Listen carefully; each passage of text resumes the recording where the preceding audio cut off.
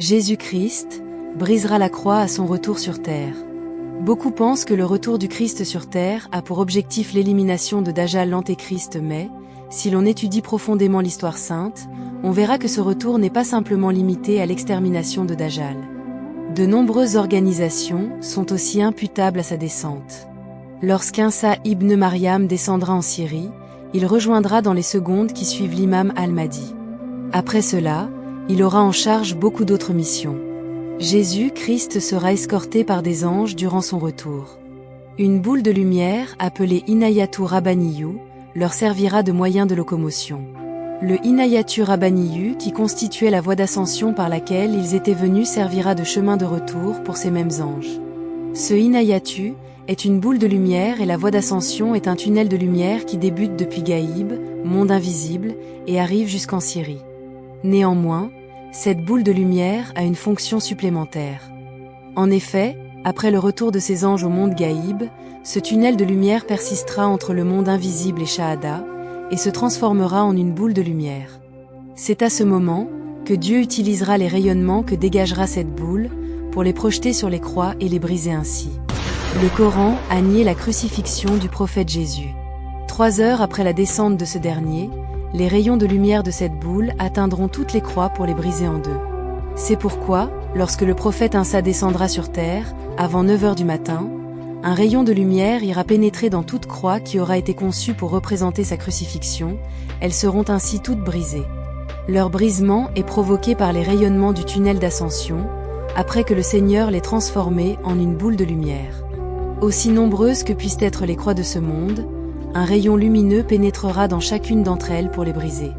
Cette réalité constitue donc une preuve de référence sur la descente du prophète Insa. Après ceci, le prophète Insa a une autre mission spéciale. En effet, vous remarquerez qu'au niveau de l'Église, il y a des sœurs à la bonté exceptionnelle. Elles font même des œuvres que certains parmi ceux qui se nomment musulmans ne font pas, parce qu'elles aident les pauvres, offrent des logements pour ceux qui n'en ont pas, aident les sans-abri. Il en est de même pour les prêtres. Vous verrez ainsi qu'ils n'ont qu'un manquement, le fait de ne pas croire au bien-aimé prophète Mohammed. Pour ces catégories de personnes, donc, on ne leur souhaitera que la bienveillance du Seigneur. Insa aura aussi la mission de sauver ces catégories de gens. Comment les sauvera-t-il? De concert avec l'imam al-Mahdi, il participera à la mission de les faire accéder à la lumière du prophète, jusqu'à ce qu'ils croient en lui, et l'acceptent dans leur cœur. De cette façon, ils pourront embrasser l'islam, et cela les sauvera afin qu'ils aient une fin heureuse. Cette intervention est donc une des raisons de la descente du prophète Insa.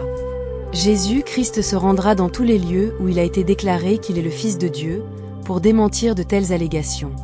Il démontrera l'unicité de Dieu par la sourate Al-Ikhlas, dit qu'il est Allah l'unique. Allah est celui dont on implore le secours dans tout.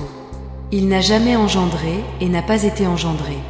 Et nul n'est égal à lui, jusqu'à ce que tout le monde soit conscient de la réalité singulière du Seigneur, sa pureté et son unicité souveraine. De même, il est de la mission du prophète Insa, de montrer à nos frères chrétiens que la communauté du prophète Mohammed est universelle car le Seigneur lui a confirmé que « Nous ne t'avons envoyé qu'en tant qu'annonciateur et avertisseur vers tous les hommes ». Sourate 34, verset 28. De ce fait, le prophète Insa leur montrera que les peuples antérieurs au prophète de même que ceux de sa communauté, constituent tous une seule et unique communauté indissociable. Également à travers sa descente, le prophète Insa montrera la relation qui existe entre le prophète Muhammad et les autres prophètes qui lui sont antérieurs. Cette démonstration se fera à travers la personne de l'imam al-Mahdi, qui est le Khalifatu Rasulullahi fil ardi, tout comme à travers sa mission, il est le représentant de tous les prophètes qui ont eu à venir sur terre. C'est pourquoi, tous les peuples viendront adhérer à sa mission. De plus, de par son compagnonnage avec l'imam al-Mahdi, le prophète Insa démontrera comment l'homme se doit d'être solidaire envers son prochain, et comment cultiver l'entraide qui doit exister entre eux. Il en est de même pour la justice et l'harmonie. Mais tout cela, c'est pour leur montrer que le prophète Mohammed vivait de cette façon. Le prophète avait déjà révélé les qualités intrinsèques de l'imam al-Mahdi. Cette association entre Jésus et al-Mahdi se fera pour démontrer que, malgré la diversité des peuples et des missions prophétiques, ces peuples ont toujours adhéré à une seule et unique religion qui est l'islam.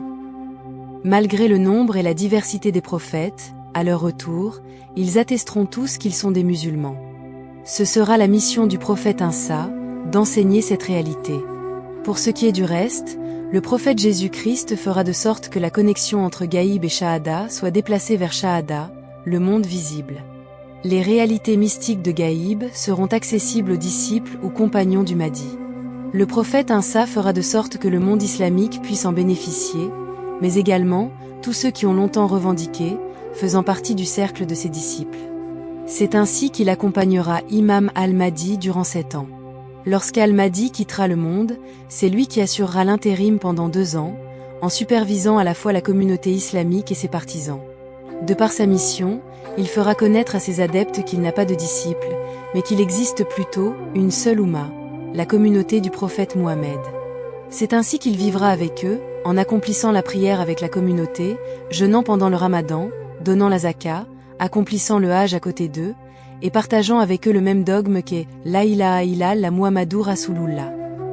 Toute cette réalité nous prouve que la descente du prophète Insa n'est pas seulement limitée à tuer Dajjal. C'est un décret divin qui stipule que c'est lui, Jésus-Christ, qui viendra exterminer Dajjal, c'est pourquoi il l'éliminera. Cependant, tous les actes qu'il posera seront aussi remarquables que la mort de Dajjal. À la fin, vous remarquerez que ces différents événements sont corrélés à des réalités mystiques, car le prophète a dit que, lorsqu'Insa reviendra, il brisera les croix. Beaucoup pensent que l'action de briser les croix consistera à aller devant les crucifix pour les briser, et démentir qu'il est le Fils de Dieu. Tel n'est pas le cas. C'est plutôt le Inayatu, cette boule de lumière qui transportait Jésus, qui fera sortir des rayons qui briseront toutes les croix du monde. Et cela, avant 9 heures du matin. Pour ce qui est de la tuerie des porcs, lorsqu'il descendra du Inayatu Rabbaniyu avec les anges, le corps du prophète Insa dégagera un parfum accompagné de sueur. Lorsque ce parfum accédera à l'atmosphère de cette planète qu'est le monde Shahada, il ira pénétrer dans les museaux de tous les porcs vivants sur terre, pour les tuer. Ainsi, tous les porcs mourront dès l'aube de la descente du prophète Insa. C'est le parfum dégagé par Jésus qui les tuera. Chacune de ces réalités est corrélée à une organisation mystique, depuis la mort des porcs causée par l'inhalation de son parfum, jusqu'au brisement de la croix causée par les rayons de lumière de son Inayatu Rabbaniyu, après explosion. Ce brisement concernera toute croix jadis exposée pour représenter une crucifixion de Jésus. Le retour sur terre du prophète Insa, Jésus-Christ, est donc une large mission, une mission d'envergure de la même manière qu'elle est universelle.